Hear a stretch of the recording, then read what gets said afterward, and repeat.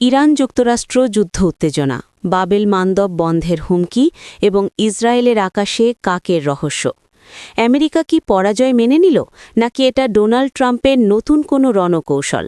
একদিকে লোহিত সাগরের বাবেল মান্দব প্রণালী বন্ধের হুমকি দিচ্ছে ইরান, অন্যদিকে হাজার হাজার কালো কাকে ঢেকে গেছে ইসরায়েলের আকাশ। এ কি কোনো মহাবিপর্যয়ের সংকেত? এইসব চাঞ্চল্যকর তথ্য নিয়ে আপনাদের সাথে আছি। দেখছেন যমুনা টিভি 24। যুদ্ধের 4 সপ্তাহ পেরোতেই সুর নরম করেছে ওয়াশিংটন। ইরানের পররাষ্ট্রমন্ত্রী আব্বাস আরাকচি সরাসরি দাবি করেছেন, আলোচনার প্রস্তাব দিয়ে মূলত পরাজয় মেনে নিয়েছে যুক্তরাষ্ট্র।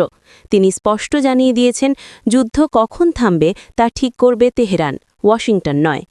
এদিকে ডোনাল্ড ট্রাম্প হুমকি দিয়েছেন, আলোচনায় না বসলে হামলা আরও তীব্র হবে।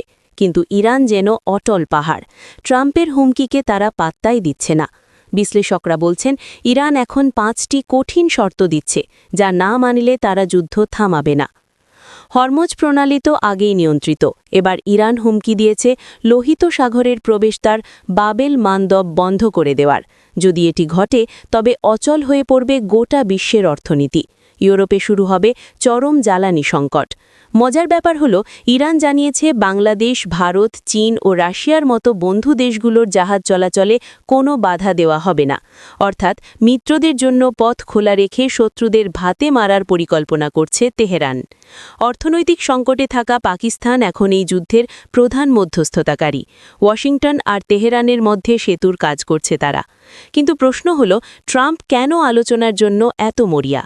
বিশ্লেষকদের মতে এটি সম্ভবত একটি কৌশল। যুদ্ধের মাঝে বিরতি দিয়ে মধ্যপ্রাচ্যে নতুন করে সেনা মোতায়েন এবং বিশ্ববাজারে তেলের দাম নিয়ন্ত্রণে রাখতেই এই আলোচনার নাটক সাজাচ্ছেন মার্কিন প্রেসিডেন্ট। সবচেয়ে রহস্যময় ঘটনাটি ঘটেছে ইসরায়েলের রাজধানী তেল আবিবে। যুদ্ধের বিভীষিকার মাঝেই হাজার হাজার কালো কাকের ঝাঁকে ঢেকে গেছে আকাশ। দিন দুপুরে নেমে এসেছে অন্ধকার। নেটিজেনরা একে কোরআনে বর্ণিত আবাবিল পাখির সাথে তুলনা করছেন।